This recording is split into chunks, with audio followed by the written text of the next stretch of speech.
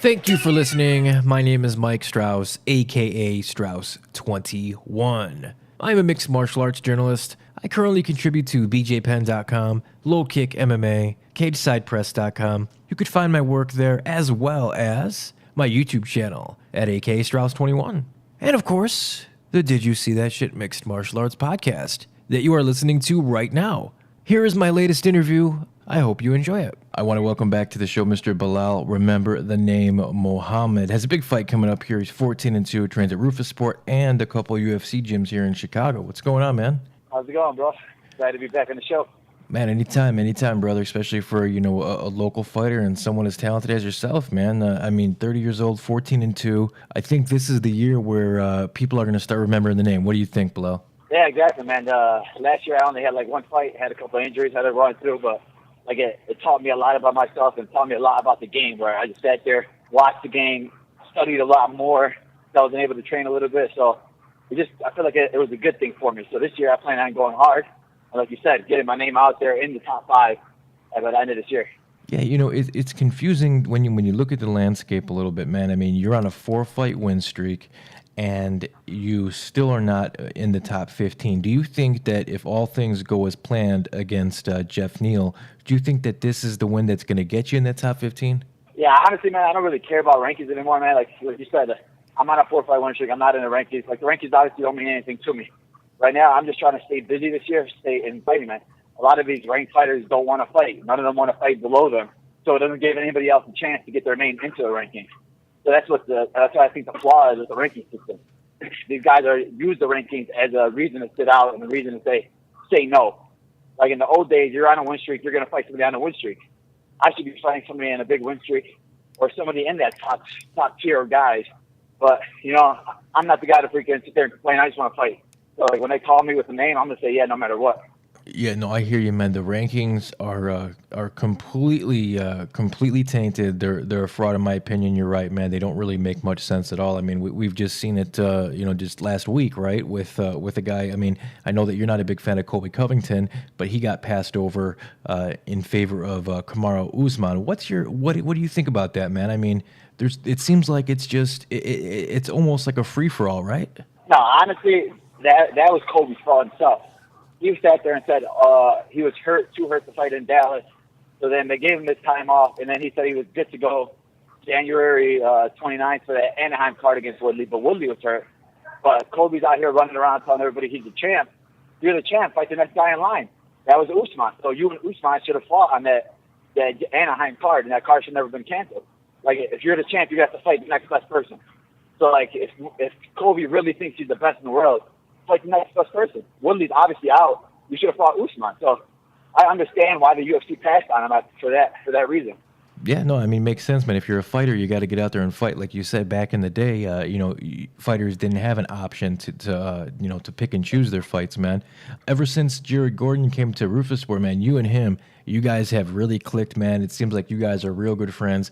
I mean, what is it about Jared Gordon that you guys just clicked so quick, man? Honestly, Jared's the man. He's like my brother now, man. It's like we've known each other for a short time, but it's like we literally been together our whole lives kind of thing, where we just clicked. It's like he's one of the realest dudes you'll meet. He doesn't fake it. There's so many guys out there that'll sit there and act like they're your friend and all this other stuff, but behind your back they'll hope you lose and they'll just be jealous of you. But Jared's not that type of guy, man. We literally had that feeling for each other like brothers, where when one of us is down, we're both down. When one of us is up, we're both up. So that's why it's one of those a family type of feeling. Yeah, for sure. Jared's a really good dude, man. I'm so happy that he's training there with you guys at Roufusport, because I believe that it's just a great place, man. I mean, all you guys there are just phenomenal dudes in and out of the cage. I think that's what separates Roufusport from a lot of these other big-time gyms, man. Let's talk a little bit about your next fight here. Of course, we mentioned Geof Neal, UFC on ESPN +1. Do you think that he's better than you in any regard in mixed martial arts? No, I honestly don't, man. The reason I picked this fight and I really like the fight is because I know that he comes to fight. He's not one of those guys that's going to run or try to play the point game where he tries to hold you or anything like that. He's going to come and bang. Those are the fights that wake me up. Those are the fights that are exciting. They're hyping him up right now, coming off of 3 knockouts in the UFC. So it's good to kill hype trains, and that's what I'm here for. Yeah, I can't wait, man. You're right about that. Geof Neal is a guy that's going to stand and bring the fight to you, but you're a guy, too, that likes to push the pace, so it's going to be very interesting. I wanted to get your thoughts, man, on one of the fights, Randy Brown versus Chance Rincon, and of course, you beat both of those guys. I wanted to give your thoughts on that fight. Who do you think is going to win that one? Honestly, I got to give it to Randy. His last fight, he looked really good. Up until the point he just got caught, but that's MMA. Anything can happen on MMA, but he was looking really good on his feet and even on the ground. But just got caught in a dumb position. But I think he's definitely going to win that fight, I think, in my opinion. You a Bears fan? Yeah, unfortunately, yes.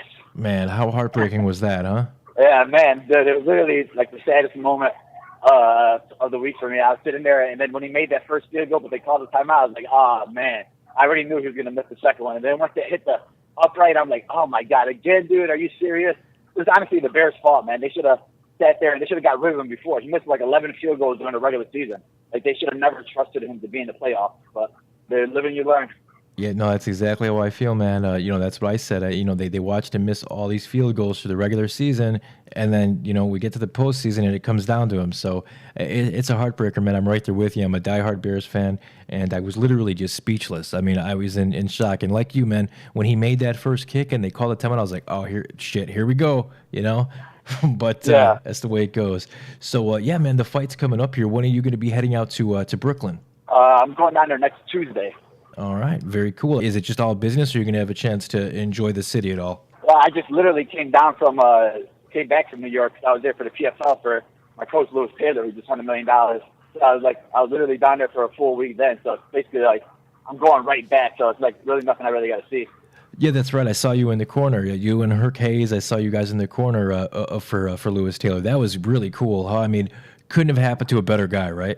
Yeah, man. People really don't know his story and what he's literally gone through. He's been in this game for a while, but he's never got the light shine on him just because he's not at a huge gym, and he never got the opportunity to be in the UFC or anything like that. He just never got a shot, man. But honestly, everything happens for a reason, because right now that $1 million was probably more than he would ever made anywhere else.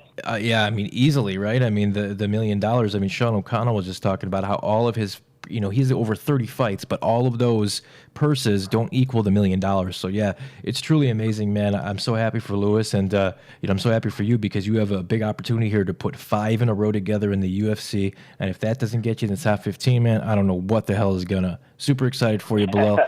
I want to give you a few minutes here to shout out your coaches, sponsors, whatever you would like, man. The floor is yours. I appreciate you both for having me on again. Just shout out to all my teammates and everybody that's been pushing me through this camp, all my friends and family, and then just shout out to my sponsors, Combat Corner, Go Polar, Cryotherapy, and Palestinian Hustle. And if anybody wants to follow me, you can follow me on Instagram at BullyB170. Appreciate it. All right. Well, I appreciate your time, Belal. I truly do. I know that you're busy. UFC and ESPN +1, January 19th. Big fight against Geof Neal. I appreciate it, man. Enjoy the rest of your day. Thanks, bro. Appreciate it.